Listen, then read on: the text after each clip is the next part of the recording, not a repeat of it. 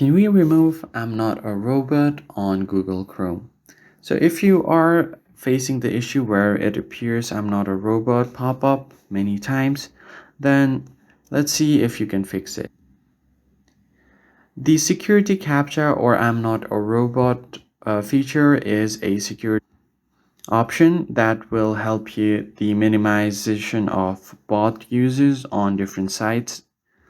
So you cannot completely get rid of the security verification or the captcha or "I'm not a robot" option, but what you can try to do is, if that is frequently being shown on your screen, tap on the three lines at the top right, then head over to settings. Now scroll down until you find privacy and security.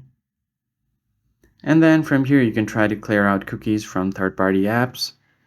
And you can also delete your browsing data to clear cache.